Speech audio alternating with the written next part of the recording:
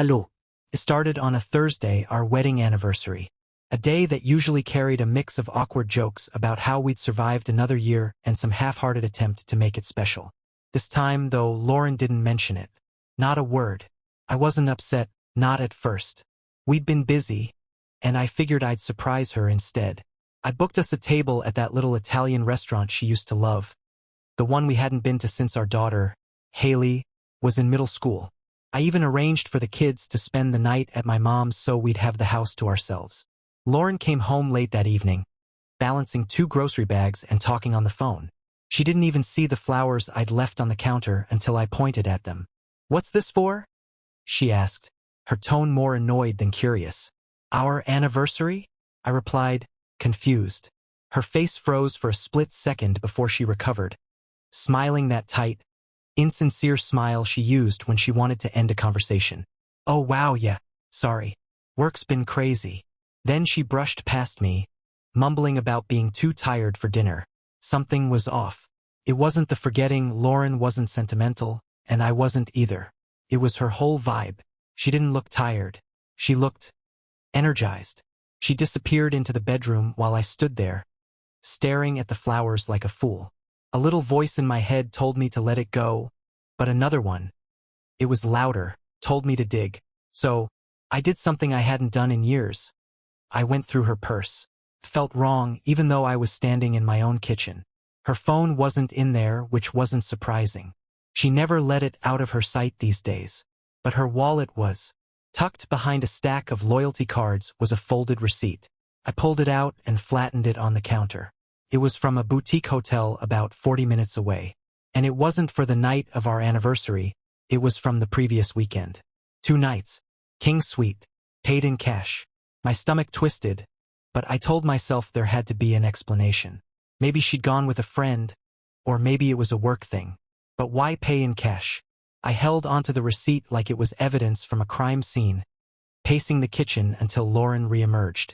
She was in sweatpants now, her hair tied back, looking impossibly normal for someone whose actions had just upended my world. "Who were you with at the Hilton last weekend?" I asked, holding up the receipt. Her eyes flicked to the paper, and for the first time in our entire marriage, I saw her panic. Not confusion, not surprise, panic. It lasted only a second before she rolled her eyes and snatched it from my hand. "Oh my God, James, seriously?" She laughed, the sound sharp and hollow. "It was a girls' trip. Melissa and I decided to get away for a couple of nights. Is that a crime now? Paid in cash." I shot back, my voice louder than I intended. "And you didn't think to mention it?" Her face hardened. "You're being ridiculous. If you don't trust me, that's your problem, not mine." Felt like she'd smacked me. I wanted to believe her. I really did. But her reaction didn't fit. There was no hurt, no indignation. Just anger, like she was mad at me for catching her. I didn't say anything else. I just stood there, letting her storm off to the bedroom while I tried to convince myself that I was wrong, that I was reading too much into things. But deep down, I knew I wasn't wrong. Not this time. The morning after our so-called anniversary, I woke up to the sound of Lauren laughing in the living room. It wasn't her usual laugh, the kind that used to bubble up when we watched dumb sitcoms. This was different, low, soft, intimate, like she was sharing a secret with someone. Still groggy, I shuffled out of bed and down the hall, pausing just before I turned the corner. Her back was to me as she sat on the couch, one leg curled under her. Her phone was pressed to her ear, and she was twirling a strand of hair around her finger, a habit I hadn't seen in years. "Stop, you're terrible," she whispered, her voice almost giddy. Then came a pause, followed by, "I know. Last weekend was perfect. I've been thinking about it all week." I froze, my mind racing. Every word felt like a hammer to my chest. Perfect. All week. Last weekend. I must have made some kind of noise because Lauren stiffened, turning her head slightly. "I gotta go," she said quickly before hanging up and tossing her phone onto the couch. When she saw me standing there, her face twisted into something I couldn't quite read. Annoyance? Embarrassment? Maybe both. "Were you eavesdropping?" she snapped, like I was the one caught doing something wrong. "Who were you talking to?" I asked, trying to keep my voice steady. "Melissa," She lied so effortlessly that it made my skin crawl. She's going through a rough patch with her husband. I was just trying to cheer her up. Her answer didn't sit right with me. The words felt rehearsed, like she'd practiced them. I wanted to call her out, to demand the truth, but something about the way she was looking at me, arms crossed, chin tilted up, made me hesitate. Sure didn't sound like Melissa, I said finally, my voice low. Lauren rolled her eyes and brushed past me, muttering something under her breath about how I was being paranoid. She disappeared into the bedroom again, leaving me standing there in the hallway, staring at the couch where her phone sat like a ticking bomb. I don't know what came over me, but I grabbed it. I'd never done that before, never even thought about it. Her password was easy, our daughter Haley's birthday. The first thing I saw was the call log. The last call wasn't from Melissa. It was from someone named C. I felt like the walls were closing in. My hands were shaking as I opened her messages. Most of the recent ones were mundane. Texts from the kids, group chats with her coworkers, but buried in a thread under C was all the proof I needed. Can't wait to see you again. Last weekend was amazing. Thinking about you all the time. When's the next conference? I miss you. The worst part? Lauren had replied to every one of them. Sweet, flirty messages that made my stomach churn. Give me my phone. I spun around to find Lauren standing in the doorway, her face pale but her eyes blazing. She marched over and snatched it out of my hands before I could say a word. What the hell are you doing? She hissed, clutching the phone to her chest like it was some sacred artifact. I couldn't stop myself. Who's C? Her jaw tightened, and for a moment, I thought she might actually tell me. But then she smirked. A cold, condescending smirk that made my blood boil. You're unbelievable, she said, shaking her head. You go through my phone, invade my privacy, and now you're trying to start a fight? Grow up, James. Don't gaslight me. I shot back. I saw the messages. I saw them, Lauren. She didn't even flinch. Fine, she said, her voice dripping with sarcasm. Believe whatever you want. I'm not doing this with you right now. And just like that, she walked away. It hit me then, as I stood there alone in the middle of our home. I wasn't dealing with the woman I thought I knew. This wasn't Lauren, the person I'd built a life with. This was someone else entirely. Someone who had secrets, who lied without blinking, and who clearly didn't care how much she hurt me. But the worst part? This wasn't over. Not by a long shot. Lauren left the house that afternoon without a word. No explanation, no excuse. Just grabbed her purse and keys and walked out like we hadn't just had the most explosive moment in years. I watched her car disappear down the street, my chest tight with a mix of anger and despair. I wasn't ready to sit in the silence she'd left behind. Every corner of the house felt heavy with her lies. I needed to know more, and if she wasn't going to give me answers, I'd find them myself. Her laptop. It was risky, sure, but I was beyond caring. I booted it up, praying she hadn't set a new password. To my surprise, she hadn't. The desktop loaded, cluttered with random files and icons. My hands hovered over the trackpad, unsure where to even begin. Then I saw it. A folder named Work Expenses. Clicking it felt like stepping into a minefield. Inside were scanned receipts, spreadsheets, and photos. Most of it looked legitimate at first, but then I spotted something odd. A photo of her at what looked like a fancy hotel bar. She wasn't alone. A man stood next to her, tall and broad-shouldered, his hand resting casually on the small of her back. I clicked on the next photo, my heart pounding. It was the same man, but this time they were in a room. A hotel room.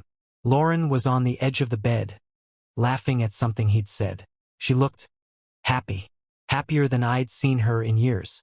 There was no denying it anymore. The timestamps on the photos matched the weekend of her girls' trip.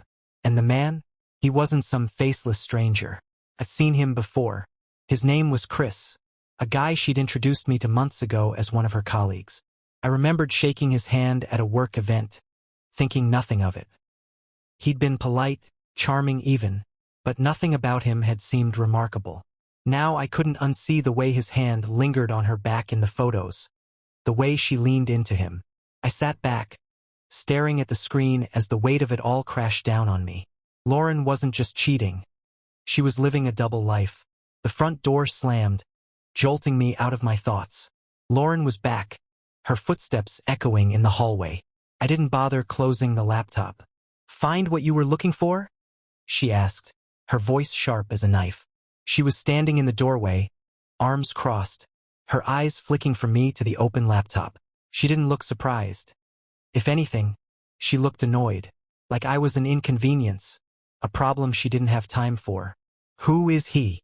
I demanded, pointing at the screen. Lauren sighed, shaking her head like she was tired of me already. "Don't do this, James. Don't do this? Are you serious? You've been sneaking around with this guy for God knows how long, and I'm supposed to just... What? Pretend I didn't see this?" She rolled her eyes, the casual disdain in her expression setting my nerves on fire. "You're blowing this way out of proportion. It's not what you think." I slammed the laptop shut, the sound echoing in the room. "Then tell me what it is, Lauren. Enlighten me, because from where I'm standing, it looks like you've been screwing your coworker behind my back." Her mask slipped then, just for a second. I saw something in her eyes. Fear, maybe, or guilt. But it was gone as quickly as it appeared. "Fine," she snapped. "You want the truth? Here it is. Chris and I, we're friends. That's it. Yeah, maybe we crossed a line, but it's not what you think." "Not what I think." I saw the pictures, Lauren. I saw the texts. She laughed bitterly, shaking her head. "Oh, grow up, James. You're acting like some jealous teenager. Maybe if you'd paid half as much attention to me as you do to playing detective, we wouldn't be in this mess." The audacity of it left me speechless. She wasn't even trying to deny it anymore, just shifting the blame onto me like I was the one who'd betrayed her. "Don't turn this around on me," I said through gritted teeth. "I've been here, Lauren. I've been here for you, for the kids, for this marriage. You're the one who threw it all away." She smirked, her eyes cold. "Maybe if you were better at being here, I wouldn't have needed someone else." The words hit me like a punch to the gut. There it was, her confession, wrapped in venom. I didn't say anything after that. Couldn't. She walked out of the room, leaving me alone with the shattered remains of whatever I thought our marriage had been. For the first time, I realized this wasn't just a bad patch or a misunderstanding. This was war, and Lauren was playing a game I wasn't sure I could win. The house felt suffocating after Lauren's parting words. I didn't follow her, and she didn't bother coming back to me. Instead, I heard the distant hum of her shower, as though everything was normal, as though she hadn't just dismantled our entire marriage with a few cruel sentences. I sat there for a while, replaying everything in my head. Her lies, the photos, that mocking smirk when she admitted she needed someone else. It was like she'd been waiting for me to find out, daring me to confront her. But why? What was the endgame here? I couldn't let her control the narrative anymore. I had to take back some of the power she'd stolen from me. So I made a plan. Lauren came into the kitchen an hour later, freshly showered and scrolling on her phone. She didn't even glance at me as she poured herself a glass of wine. "We need to talk," I said firmly, standing in her way. Her eyes flicked up, lazy and uninterested. "Oh, so now you want to talk? Go ahead, James. Lecture me about how I ruined your perfect little world." Her sarcasm was like gasoline on an open flame, but I kept my voice calm. "I'm not here to lecture you. I just need to know one thing. Are you still seeing him?" Lauren took a long sip of her wine before answering. "What difference does it make? Answer the question," I said, my voice harder now. She tilted her head, studying me like I was some puzzle she couldn't be bothered to solve. Then, with a casual shrug, she said, "Yes." The word hung in the air, heavy and sharp. I felt something inside me snap, but I didn't let her see it. "Then here's what's going to happen," I said, my hands clenching into fists at my sides. "You're going to end it. Now, tonight, you're going to block his number, delete his messages, and never see him again." She laughed, actually laughed, and set her glass down on the counter. "Wow, big tough guy all of a sudden. What are you going to do, James? Ground me? Newsflash. You don't get to tell me what to do. Not if you want to stay in this house," I said sharply. That got her attention. Her laughter died, replaced by a flicker of something I couldn't quite place. Amusement? Annoyance? Fear? "You're kidding, right?" she said, folding her arms. I'm not kidding, Lauren. You want to throw this marriage away? Fine. But you don't get to do it under my roof. If you don't end it with him tonight, pack your bags. She stared at me, her jaw tightening. For a moment, I thought I'd gotten through to her. But then she rolled her eyes and turned away. God, you're pathetic, she muttered, grabbing her phone and heading toward the bedroom. I followed her, my voice rising. Don't walk away from me. This isn't a game, Lauren. This is our family, our kids, everything we've built. She stopped in the doorway, spinning around to face me. You think I care about any of that? She snapped, her voice dripping with venom. I've been miserable for years, James. Years. And you didn't even notice. So, don't stand there and act like you're some noble victim. You're just as responsible for this as I am. Her words hit me like a slap. Miserable? What was she even talking about? I'd been working overtime to keep this family afloat, doing everything I could to make sure she and the kids had what they needed. How could she call that neglect? Before I could respond, her phone buzzed. She glanced down, and her face softened instantly. It was like a mask had slipped into place, hiding the cruel, bitter version of herself I'd just seen. She didn't even try to hide the smile spreading across her lips. That him? I asked, my voice low and cold. Lauren didn't answer. She didn't need to. Her reaction said everything. I stepped closer, my fists clenched. If you leave this house right now to see him, don't bother coming back. She looked up at me, her expression unreadable. For a moment I thought she might actually stay. But then she shook her head, that same condescending smirk returning. Don't wait up, she said, and with that she walked out. The front door slammed behind her, and the silence that followed was deafening.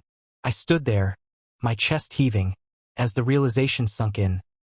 Lauren wasn't just breaking my heart. She was burning the whole damn thing to the ground, and I didn't know if I had it in me to rebuild. Lauren didn't come back that night. I sat on the couch, staring at the darkened window, waiting for the sound of her car pulling into the driveway, waiting for a text, waiting for anything. Nothing came. I should have gone to bed, but sleep wasn't an option. My mind churned with images of her and Chris, what they were doing, where they were, how she could walk away so easily. The anger, the hurt, the humiliation. It all mixed into a toxic brew that left me trembling. Around 2 a.m., I decided I couldn't just sit there anymore. I went to the kitchen, opened the liquor cabinet, and poured myself a whiskey. It burned going down, but I barely noticed. I was too busy thinking about the next steps. Then, out of nowhere, Haley's voice cut through the silence. Dad! I turned to see her standing in the doorway, her face pale and her eyes wide with worry. She was wearing her oversized hoodie, the one she practically lived in, and her hair was a mess from sleep. What are you doing up, sweetheart? I asked, trying to sound normal. I heard you yelling earlier, she said, her voice small. Is everything okay? I froze, unsure how to answer. How do you explain to your 17-year-old daughter that her mother is out with another man? That the family she's known her entire life is on the verge of collapse? It's complicated, I said finally, setting the glass down. Haley didn't move. She just stood there, staring at me like she was trying to figure out a puzzle. Is it Mom? She asked quietly. Her question caught me off guard. What do you mean? She hesitated, glancing down at the floor. I've noticed things. The way she's always on her phone. The way she talks to you. And she's been acting weird lately. Like she's hiding something. I felt a lump rise in my throat. Haley had picked up on it too. She's not coming back tonight, is she? Haley asked, her voice cracking. I wanted to lie, to shield her from the ugly truth. But I couldn't. Not anymore. I don't think so, kiddo. Haley nodded. Her lips pressed into a thin line. For a moment, she looked like she was about to cry. But then her expression hardened. She's selfish, she said, her voice filled with quiet anger. She doesn't care about us. She only cares about herself. Hey, I said gently, stepping closer to her. Whatever's going on between me and your mom, it's not your fault, okay? None of this is on you or Ryan. Haley looked up at me, her eyes glistening. Then why does it feel like we're the ones paying for it? Her words hit me harder than anything Lauren had said. I pulled her into a hug, holding her tightly as she quietly sobbed into my chest. After a few minutes, she pulled away and wiped her face. "I'm gonna go back to bed," she muttered. "Okay," I said softly. "Try to get some sleep." She nodded and disappeared down the hall, leaving me alone again. I sat back down on the couch, staring at the half-empty glass of whiskey.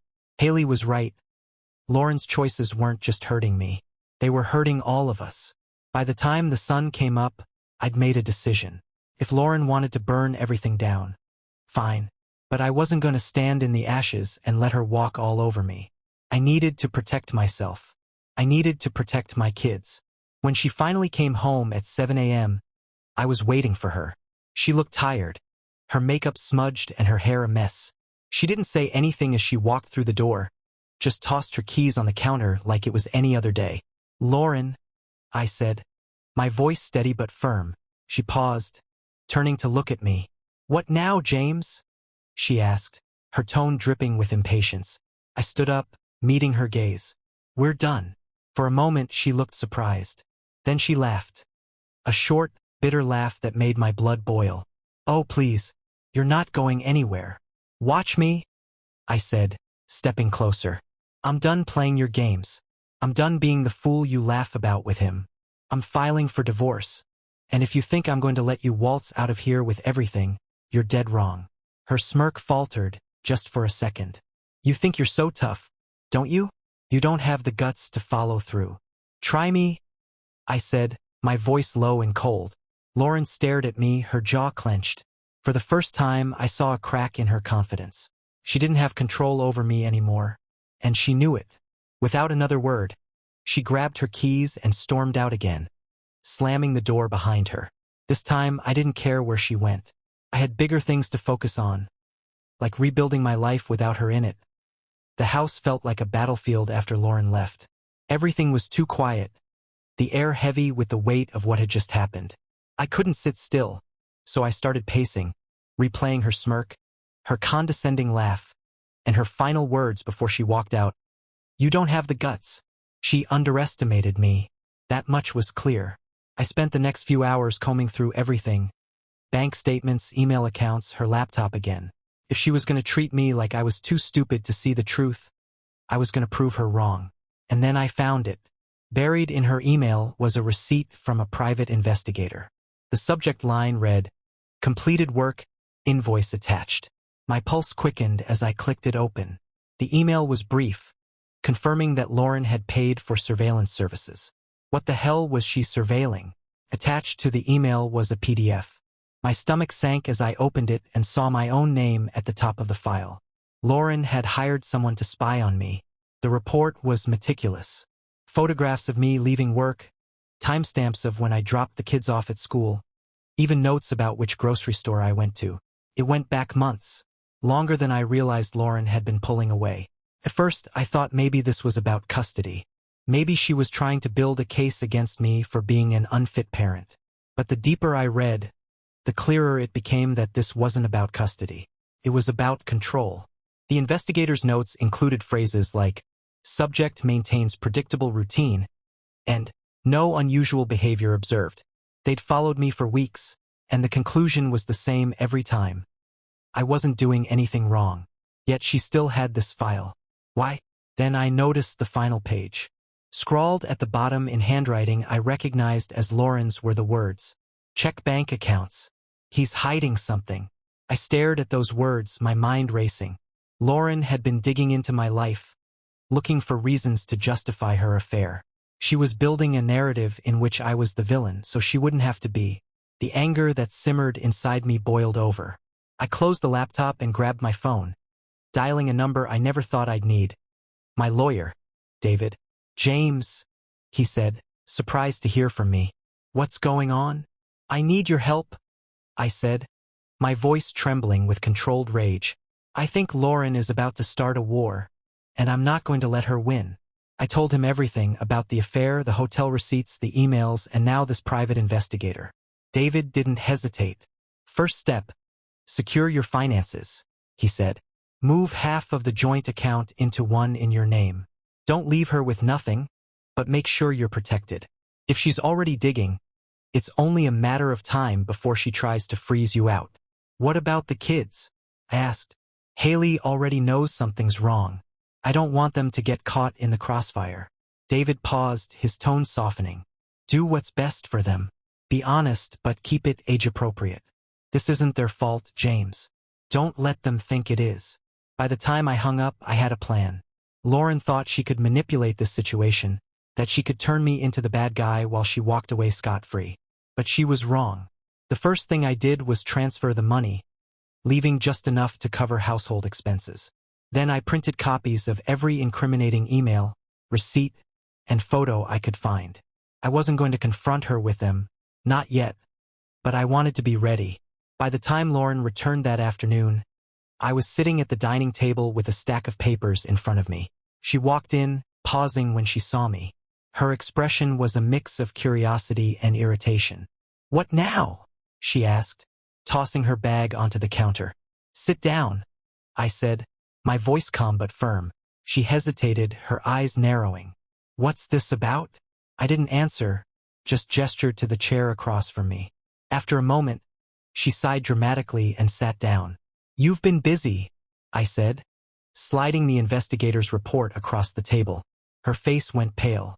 Want to explain why you hired someone to follow me? Lauren stared at the report, her jaw tightening.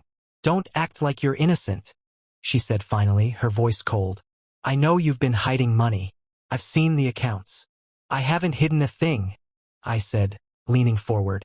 But you have, haven't you? The texts, the hotel stays, the lies. You've been hiding all of it. Her hands clenched into fists, but she didn't say anything. You were looking for a way to justify what you've done, I continued. You couldn't handle being the bad guy, so you decided to turn me into one. Well, guess what, Lauren? I am not playing along. Lauren's smirk returned, but it didn't reach her eyes. You think you're so smart, don't you? You don't know half of what I've done, James. Her words sent a chill down my spine, but I didn't let it show. Maybe not, I said, standing up, but I know enough to fight back. So, if you want to keep this civil, I suggest you think very carefully about your next move. I left her sitting there, staring at the evidence of her own betrayal. For the first time, I felt like I had the upper hand. But something about her parting words stayed with me. You don't know half of what I've done. What else was she hiding? Lauren didn't come after me when I left her at the dining table. I didn't expect her to. That wasn't her style. She wasn't the type to admit defeat. No, Lauren was the kind of person who regrouped, found leverage, and came back swinging. But I wasn't just going to sit around waiting for her next move. I had to know what she meant by, you don't know half of what I've done. The words lingered in my mind, festering like an open wound. The answer came sooner than I expected. The next morning, I dropped Haley and Ryan off at school. On the way back, my phone buzzed with an email notification. It was from David, my lawyer. The subject line read, Urgent, New Development. I pulled over, my heart racing, and opened the email. David had received a call from Lauren's attorney. She'd filed for divorce. That wasn't the shocking part. I'd been expecting it. What stopped me cold was the demand she included in her filing. Full custody of the kids. She wasn't just trying to leave me. She was trying to erase me. I immediately called David. What the hell is this? I asked, gripping the steering wheel so tightly my knuckles turned white. She's claiming you've been financially irresponsible, David said. She's trying to paint you as unstable, James. She even mentioned an alleged gambling habit. Gambling, I shouted. I've never gambled in my life. I know that and will prove it, David said calmly. But it gets worse. She's also accusing you of neglecting the kids, saying you're too focused on work to be a present father. My stomach churned. I couldn't believe what I was hearing. She's lying, I said, my voice shaking. Haley and Ryan know that's not true. James, listen to me, David said firmly. This is a power play. She's throwing everything at the wall to see what sticks. But if she's willing to go this far, we need to be prepared for more. More. David's warning hung heavy in the air as I drove home. When I pulled into the driveway, Lauren's car was there. She was waiting for me. I found her in the living room, sitting on the couch with her legs crossed and her phone in hand. She looked up when I walked in, her expression smug. So, I'm guessing you've talked to your lawyer, she said, not even trying to hide the satisfaction in her voice. What the hell are you doing, Lauren? I demanded. Full custody? Neglect? Gambling? Are you serious? She shrugged, completely unfazed. I'm just protecting myself. You've been spiraling, James. Someone has to make sure the kids are taken care of. Spiraling? I shouted. You're the one sneaking around, lying, hiring investigators to dig into my life. And now you're trying to take the kids from me? They're not pawns in whatever game you're playing. Her smile faltered, but only for a second. You've always been so naive, she said, standing up. You think this is about the kids? It's about winning. And I don't lose. The words were like a slap in the face. Winning? She wasn't just trying to leave me. She wanted to destroy me, to come out on top no matter the cost. Why, Lauren? I asked, my voice breaking. Why are you doing this? For the first time, her mask slipped. She looked at me, her eyes cold and unflinching. Because you're in my way, she said simply. In your way? Of what? She didn't answer, but the look in her eyes told me everything I needed to know. This wasn't about our marriage. This wasn't even about Chris. This was about Lauren and her obsession with control. But I wasn't done yet. Fine, I said, my voice steady. You want a war? You've got one. But don't think for a second that I'm going to let you walk all over me. And if you think Haley and Ryan are going to fall for your lies, you're dead wrong. They know who you really are, Lauren. Her smirk returned, but it was smaller this time, less confident. We'll see about that, she said, grabbing her bag and heading for the door. As she walked out, I knew this was only the beginning. Lauren was playing dirty, but I wasn't going to let her win. Not this time, because now I had something I hadn't had before. Clarity. This wasn't about saving our marriage. It was about protecting my kids, my future, and my sanity from the toxic spiral Lauren was trying to drag me into. And no matter what it took, I was ready to fight. Lauren was out of the house more than she was in it now, coming and going like a guest in her own home. The tension had turned our once familiar space into a minefield, and the kids were starting to notice. That evening, Haley cornered me in the kitchen while I was making dinner. She leaned against the counter, arms crossed, her eyes narrowing like she was trying to read my mind. Are you and Mom getting a divorce? She asked bluntly. The question hit me harder than I expected. I turned away from the cutting board and faced her, struggling to find the right words. Why do you ask? Because she's acting like a total psycho, Haley said, her voice sharp. She doesn't even look at us anymore. And last night, I heard her on the phone. She was talking about lawyers. I sighed, setting the knife down. Haley, your mom and I are going through a rough time, but no matter what happens between us, I need you to know that I'm here for you. Always. Her face softened for a moment before she clenched her jaw again. She's lying, isn't she? About you. She told Ryan you're going to take all the money and leave us with nothing. My chest tightened. She said that to Ryan? Haley nodded. Yeah, he didn't believe her. But, I don't know, Dad. She's trying to turn us against you, and it's pissing me off. I ran a hand through my hair, my anger bubbling to the surface. Lauren wasn't just trying to destroy me. She was dragging the kids into this mess. That crossed a line I couldn't ignore. Haley, listen to me, I said, my voice firm but calm. Your mom is saying things that aren't true. I would never do anything to hurt you or Ryan. You know that, right? She nodded, but the uncertainty in her eyes was like a dagger to my heart. Just then, Ryan walked in, his headphones around his neck. He was 16 but still had that boyish look, like he hadn't fully grown into himself yet. He grabbed a soda from the fridge and glanced between Haley and me. What's going on? He asked, sensing the tension. Haley spoke up before I could. Mom's lying to us. She's trying to make Dad look bad. Ryan frowned, his gaze shifting to me. Is that true? I hesitated, not wanting to say too much. Your mom and I are dealing with some serious issues right now. But whatever she's told you about me, about this family, I need you to trust me. I'm not the bad guy here. Ryan looked down at his soda, twisting the cap nervously. She told me you were gambling all our money away. I exhaled sharply, gripping the edge of the counter. That's not true. I've never gambled a day in my life. Haley slammed her hand down on the counter, startling both of us. See? I told you she's lying. She's losing her mind, Ryan. She doesn't care about us anymore, only herself. Ryan didn't respond right away. He just stared at the floor, his expression unreadable. Finally, he said, "If you're not gambling, then why is she saying that?" "Because she's trying to win," I said, my voice quieter now. "She's trying to make me look bad, so she can get what she wants in the divorce." Haley crossed her arms, her face set in defiance. "Well, she's not winning. I don't care what she says. I know who's really been here for us." Ryan still looked unsure, but he nodded slowly. "Yeah, me too." Before I could say more, the front door slammed, and Lauren's heels clicked against the floor as she walked in. She stopped in the doorway to the kitchen, her eyes darting between the three of us. "What's this?" she asked, her tone icy. "A little family meeting without me?" Haley turned to face her, arms still crossed.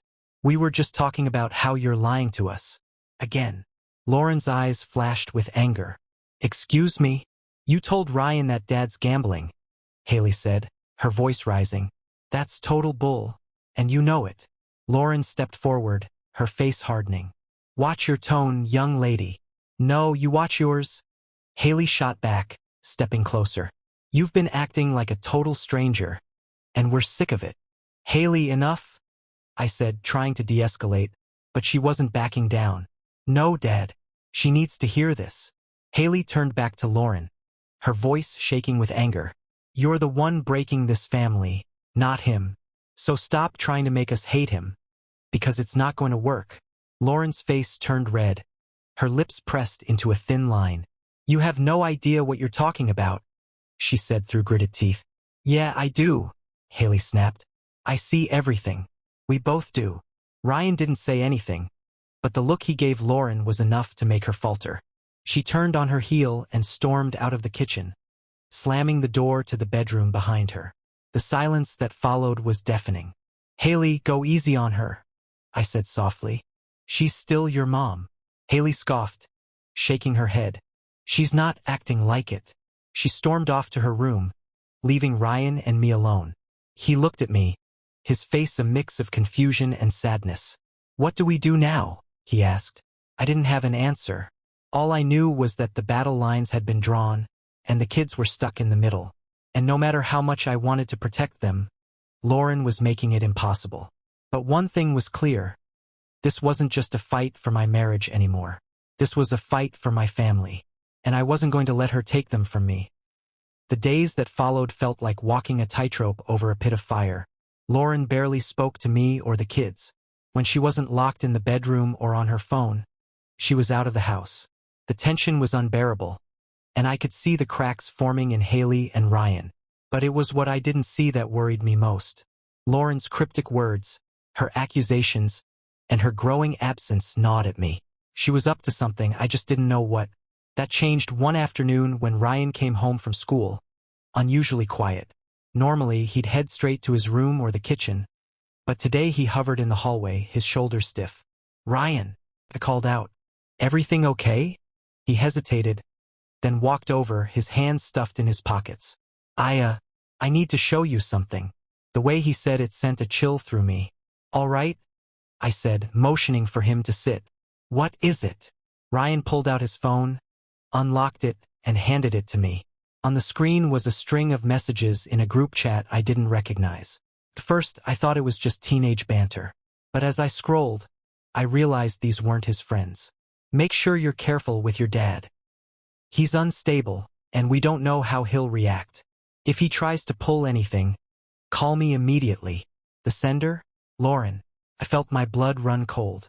"What is this?" I asked, my voice steady but tight. Ryan shifted uncomfortably. "It's a group chat Mom started. It's me, Haley, and her. She sent those last night while you were asleep." "Why didn't Haley tell me?" "She didn't see them yet. I deleted them before she could." He paused, his voice dropping. "I didn't want her to freak out." I stared at the phone, my hands trembling.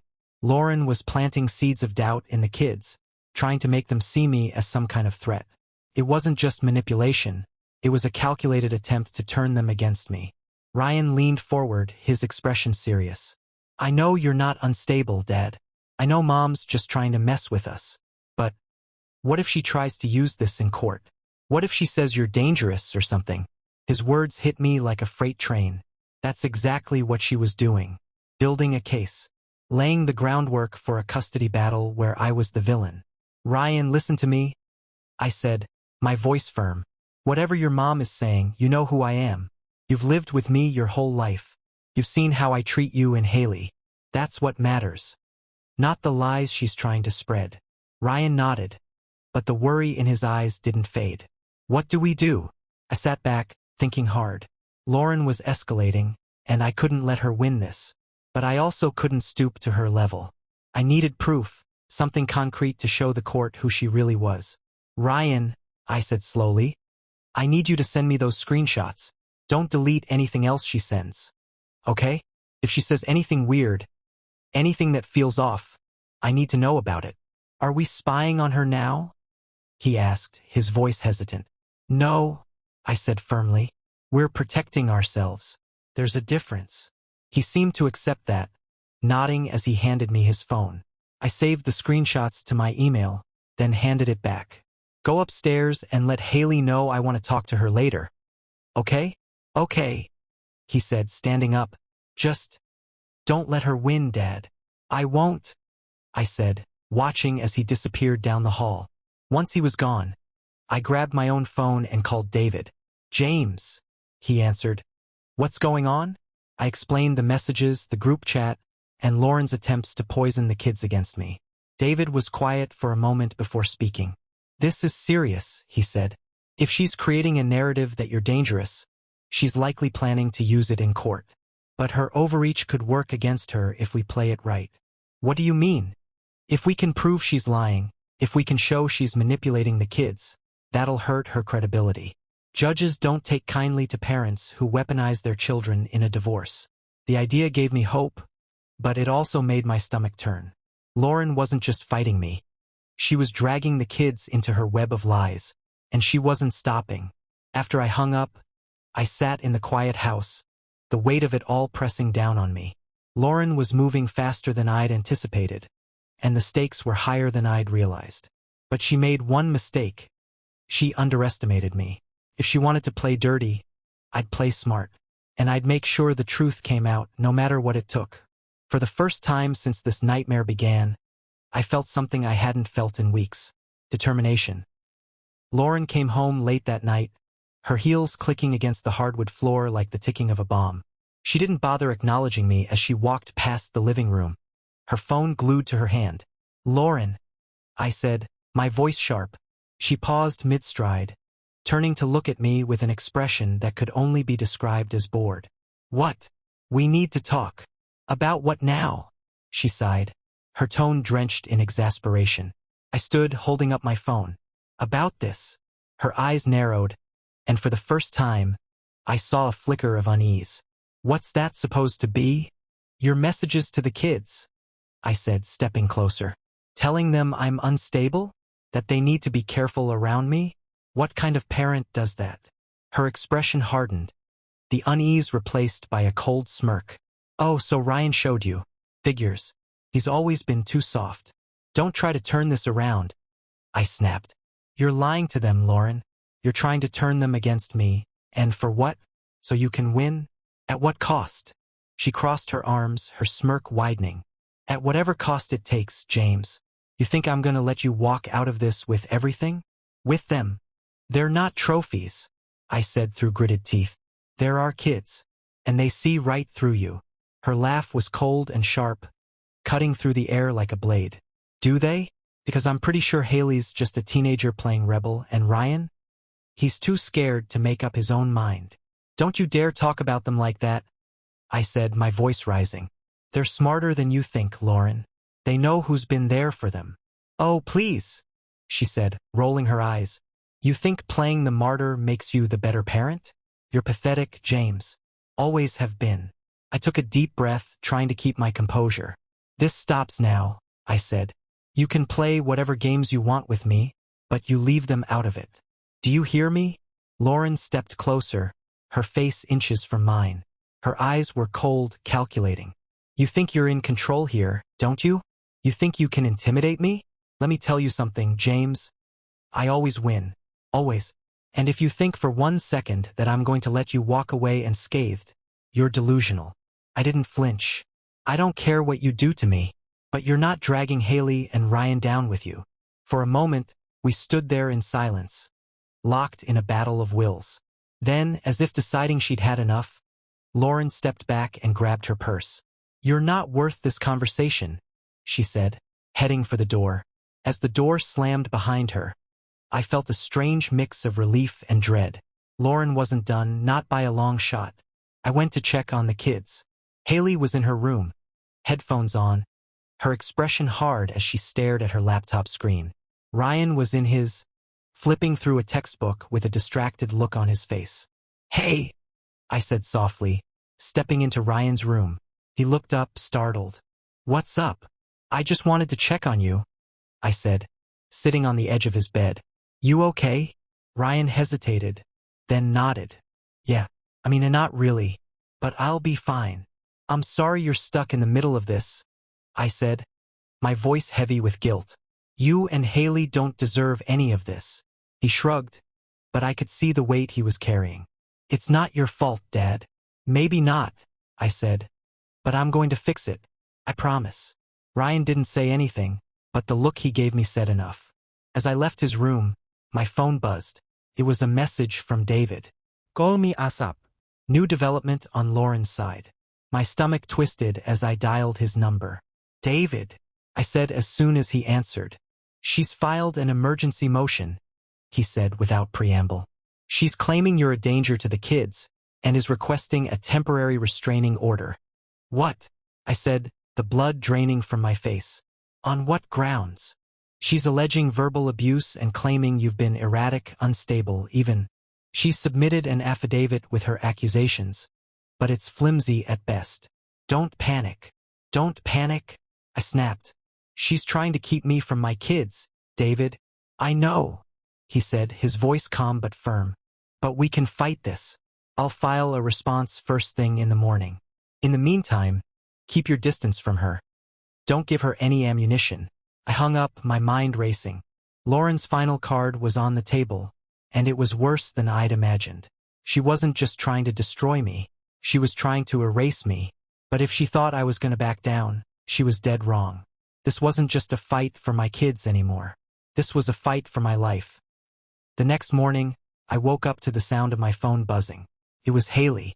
She never called me from her room, so I immediately picked up.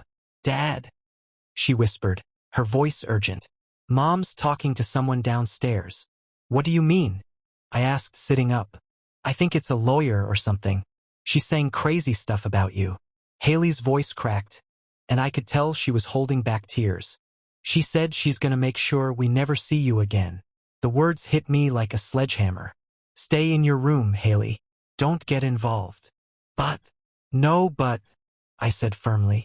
Let me handle this. I ended the call and got dressed in record time, my mind racing. When I walked downstairs, I heard Lauren's voice drifting from the dining room. No, it's all set, she was saying, her tone casual, confident. He won't see it coming. He thinks he's got everything under control, but he's clueless.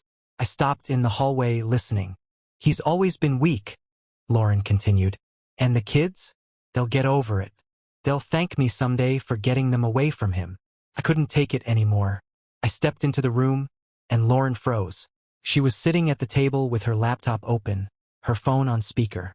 Who are you talking to? I demanded.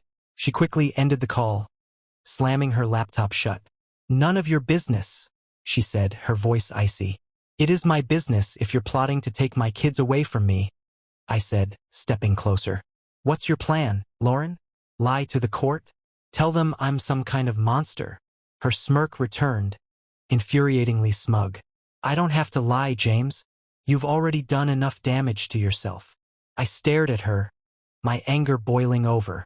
You don't care about the kids. This is about you. It's always been about you. Lauren stood up, folding her arms. You're damn right it's about me. Do you think I'm going to let you waltz out of this unscathed while I'm stuck cleaning up your mess? What mess? I shouted. I've done everything for this family. I've sacrificed, worked myself to the bone. While you were sneaking off with Chris." Her face darkened at the mention of his name, but she didn't deny it. Instead, she leaned in, her voice low and venomous. "And you think anyone's going to believe you? A desperate man clinging to a failing marriage? Good luck convincing a judge of anything, James." I couldn't believe what I was hearing. This wasn't just betrayal, it was pure malice. "You've already lost them," I said, my voice quieter now. "Haley and Ryan. They see through you, Lauren. They know the truth." Her smirk faltered, just for a moment. Then she grabbed her purse and phone. "We'll see," she said coldly, brushing past me. The front door slammed behind her, and the house fell silent. I sat down at the table, my head in my hands. Every move Lauren made was calculated, deliberate. She wasn't just trying to win custody. She was trying to erase every trace of me from their lives. But she underestimated one thing: Haley and Ryan weren't pawns. Later that afternoon, Haley came to me, her face set in determination. "I want to help," she said. "Haley, you don't need to get involved." "I already am, Dad," she interrupted. "Mom's making this everyone's problem. I'm not just going to sit here and let her destroy us." Her words hit me hard. Haley wasn't a little girl anymore. She was almost an adult. And she was right. This wasn't just my fight anymore. "What do you want to do?" I asked cautiously. She pulled out her phone and opened a recording app. "Mom said a lot of stuff last night. Stuff you need to hear." I stared at her, stunned. "You recorded her?" "She didn't know," Haley said, shrugging. "She was on the phone in the kitchen, and I heard everything." She pressed play, and Lauren's voice filled the room. "He's going to lose everything. The kids, the house, it's all mine. He doesn't deserve any of it." I listened in silence, my stomach twisting with every word. This was it, the proof I needed. "Haley," I said, my voice thick with emotion, "thank you." "Don't thank me yet," she said, her jaw set. "We still have to win." I nodded, my determination renewed. Lauren thought she could outmaneuver me, but she'd forgotten one crucial thing. The truth was on my side. This was no longer just about fighting for my kids. This was about showing them that when someone tries to tear you down, you stand your ground and you fight back. And with Haley by my side, I wasn't fighting alone anymore. The day of the emergency hearing came faster than I was prepared for. I spent the night before going over every piece of evidence with David, feeling the weight of the world pressing down on me. Lauren's affidavit was filled with lies. She painted a picture of me as a volatile, neglectful father, using words like erratic and unfit. But I had my own weapons. Haley's recording, Ryan's screenshots of the messages, and Lauren's own damning words. Still, stepping into that courtroom felt like walking into the lion's den. Lauren was already there when I arrived, sitting with her lawyer. She looked calm, composed, almost smug. It was infuriating. "James," David whispered as we sat down, "stick to the facts. Don't let her rattle you." I nodded, gripping the table so tightly my knuckles turned white. The judge, a stern-looking woman in her 50s, entered, and the room fell silent. Lauren's lawyer stood first, launching into a carefully rehearsed speech about my erratic behavior and emotional instability. He emphasized the supposed gambling problem and claimed Lauren was acting in the children's best interests by seeking full custody. I wanted to shout, to defend myself, but I forced myself to stay silent. My time would come. Then Lauren took the stand. She played her part perfectly, her voice soft and trembling as she described how she feared for the children's safety. She even managed to squeeze out a few tears, dabbing at her eyes with a tissue. "She's good," David muttered under his breath. "Too good." When it was my turn, David called Haley as a witness. Lauren's expression tightened, but she didn't say anything as Haley walked to the stand, her head held high. "Haley," David began, his tone gentle, "can you tell the court about your relationship with your father?" "He's a great dad," Haley said without hesitation. "He's always been there for me and Ryan, no matter what." "And has he ever exhibited any of the behaviors your mother described in her affidavit?" Haley shook her head. "No, he's never been unstable or erratic. Those are lies." Lauren's lawyer objected, but the judge allowed Haley to continue. Talit nodded. Thank you. Now, Haley, you mentioned to me earlier that you had evidence to support your claims. Can you share it with the court? Haley nodded, pulling out her phone. I recorded a conversation my mom had. She didn't know I was listening. The courtroom fell silent as David played the recording. Lauren's voice filled the room, sharp and cold. He's going to lose everything. The kids, the house, it's all mine. He doesn't deserve any of it. I don't care what I have to do to win. If that means lying, then so be it. The color drained from Lauren's face as the recording played. Her lawyer scrambled to object, but the damage was done. When the recording ended, the judge leaned forward, her expression unreadable. Mrs. Dawson, she said, addressing Lauren, would you care to explain this? Lauren stammered, her confident facade crumbling. That's not what it sounds like. It sounds like you're admitting to lying to the court, the judge said sternly, and it raises serious questions about your motives in this case. Lauren's lawyer tried to regain control, but it was clear the tide had turned. When it was my turn to testify, I kept my focus on the facts. I explained my routine, my role in the kids' lives, and how I'd been blindsided by Lauren's accusations. I showed the judge the messages Lauren sent to the kids, painting me as a danger to them. By the time I finished, the courtroom was buzzing with quiet murmurs. Even Lauren's lawyer looked rattled. The judge called a recess to review the evidence, and I stepped outside with David and Haley. You did great, I told Haley, placing a hand on her shoulder. So did you, she said, managing a small smile. An hour later, we were called back into the courtroom. The judge's expression was stern as she addressed Lauren. Mrs. Dawson, she began, your behavior in this case is deeply troubling. The evidence presented today shows a clear pattern of manipulation and deceit. Your actions are not only harmful to your husband, but also to your children.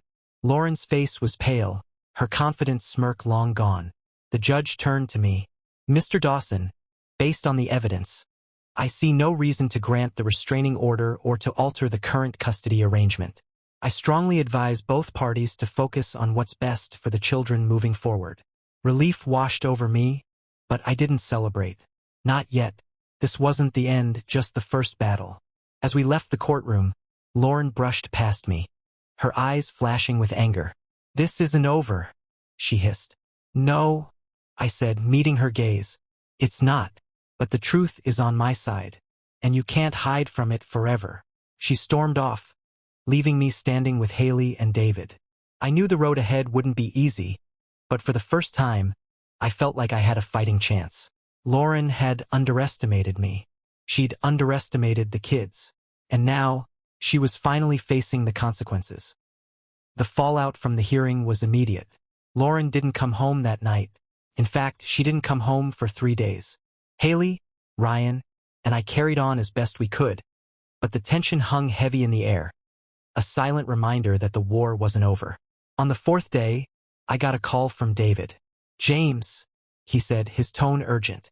Lauren just filed another motion. This time, she's claiming you're hiding assets. I leaned against the kitchen counter, my free hand gripping the edge. What? What assets? Bank accounts, property. She's claiming you've been siphoning money off into a hidden account. It's baseless, but we need to act fast.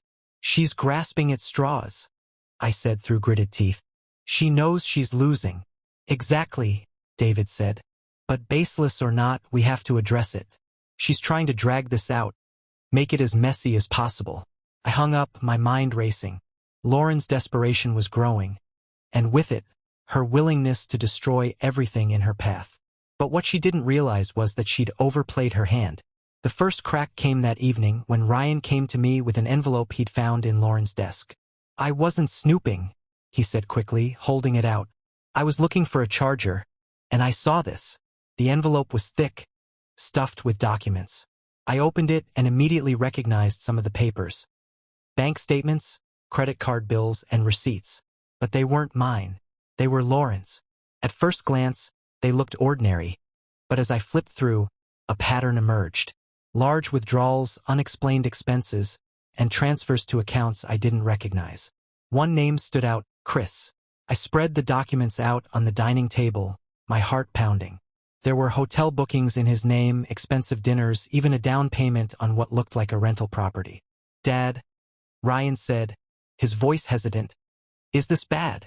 I looked up at him, forcing a reassuring smile. "It's not bad for us," I said. "It's bad for her." The next morning, I handed everything over to David. He was practically gleeful.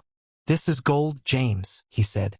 "She's accusing you of hiding assets while she's been funding her boyfriend? The court's not going to like this."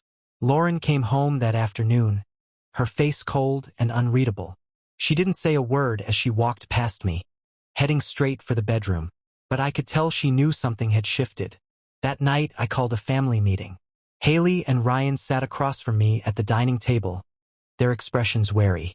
Lauren lingered in the hallway, her arms crossed, watching us like a hawk. "I wanted to talk to you both about what's been going on," I began, keeping my voice steady. "I know this has been hard on you, and I'm sorry you've been caught in the middle." Haley spoke up first. "It's not your fault, Dad. Mom's the one making it worse." Lauren stepped forward. "Excuse me?" she snapped. "Lauren, this isn't about you," I said sharply. "This is about the kids." She opened her mouth to argue, but Haley cut her off. "No, Dad's right. You're the one dragging us into this. You're the one lying to us." "Haley," Lauren said, her tone warning, "you don't know what you're talking about." Haley shouted, standing up. "I know you're trying to make Dad look bad, and I know you're lying about him. We both know." Ryan nodded silently, his eyes fixed on the table. Lauren's face twisted with anger, but she didn't say anything. I took a deep breath and turned to the kids. "I promise you, no matter what happens, I'll always fight for you. This family matters to me more than anything." Haley and Ryan both nodded, their trust in me a lifeline in this storm. Lauren stormed out of the room, slamming the door behind her. That night, I emailed David every detail I could think of about Lauren's financial trail. It was time to stop reacting and start taking control. The next day, David filed a motion to counter Lauren's baseless claims, attaching the financial documents as evidence of her own misconduct. When Lauren was served, her composure finally cracked. She threw the papers on the table and glared at me. "You think this is going to save you?" she hissed. "No," I said, meeting her gaze, "but it's going to expose you." For the first time, she didn't have a snide remark or a mocking laugh. She just stared at me, her eyes filled with something I hadn't seen before: fear. The house of cards Lauren had built was collapsing, and she knew it. But I wasn't going to let up. Not until the truth came out, and not until my kids were safe from the chaos she'd unleashed. The final hearing was set for a cold, gray Monday morning. It felt fitting, bleak, heavy, and tense, just like everything that had led us here. I arrived at the courthouse with David and the kids, both Haley and Ryan insisting they wanted to be present. Lauren was already there, sitting with her lawyer. Her usual smugness had been replaced with something else: desperation. Her makeup was perfect, her hair styled, but her hands were clenched tightly on the table. She looked ready for battle, but she also looked afraid. The judge called the hearing to order, and Lauren's lawyer started first. His argument was the same tired script: accusations of instability, claims about hidden finances, and the supposed danger I posed to the children. But it was different this time. The judge's expression was tight, her patience clearly running thin. When it was our turn, David stood, his voice calm and confident. "Your Honor, the allegations against my client are not only baseless but a calculated attempt to manipulate this court. Today, we will show that Mrs. Dawson's accusations are a smokescreen to distract from her own misconduct." The evidence David presented felt like a tidal wave. First, the financial documents showing Lauren's secret spending on Chris. The judge's eyes narrowed as she flipped through the papers, pausing at the receipts for luxury hotels and the rental property deposit. Next came the messages Lauren had sent to Haley and Ryan, calling me unstable and dangerous. The judge read them aloud, her voice sharp and disapproving. Lauren's lawyer shifted uncomfortably, but Lauren didn't look up. Then, the final blow: Haley's recording. As Lauren's voice filled the courtroom, her cruel, calculated words about lying to the court and taking everything, the tension in the room became almost unbearable. Lauren's lawyer tried to object, but the judge overruled him. When the recording ended, the judge leaned forward, addressing Lauren directly. Mrs. Dawson, do you deny that this is your voice? Lauren hesitated, her confidence unraveling. I was upset. I didn't mean. The judge held up a hand. That's enough. She turned to David. Mr. Dawson, do you have anything further? I did know that. Your Honor, we'd also like to present affidavits from both children, expressing their desire to remain in their father's care. Lauren's head snapped up at that, her face paling. The judge took the affidavits, skimming them briefly before setting them aside. I've seen enough. She addressed the courtroom, her tone firm and resolute. This case is a tragic example of what happens when a parent allows personal grievances to overshadow the best interests of their children. Mrs. Dawson, your actions have demonstrated a clear disregard for the emotional well-being of Haley and Ryan. You have manipulated them, lied to this court, and used baseless accusations to try to gain the upper hand. Lauren sank lower in her seat, her eyes fixed on the table. The judge turned to me. Mr. Dawson, while no parent is perfect, the evidence presented today shows that you have acted in good faith and with your children's best interests at heart. Therefore, I am granting you full physical custody of Haley and Ryan. Mrs. Dawson will retain visitation rights, but only under supervision until further review. I exhaled a shaky breath, the relief washing over me like a wave. Haley squeezed my hand, her face breaking into a smile. Lauren's lawyer leaned over to whisper something to her, but she shook her head, her face twisted with anger and disbelief. As we left the courtroom, Lauren caught up with me in the hallway. This isn't over, she said through clenched teeth. It is, I said firmly. You made it over the moment you put your pride above your family. Her eyes flickered with something, regret, maybe, or shame, but she quickly turned away, walking out of the courthouse without another word. Outside, Haley and Ryan hugged me tightly. We did it, Haley said, her voice filled with relief. No, I said, looking at both of them. We did it. Together. The war was over and I had my kids. The scars Lauren left behind would take time to heal, but as I held Haley and Ryan close, I knew one thing for sure. The truth had prevailed. And for the first time in what felt like forever, we could finally start rebuilding our lives. Bye-bye.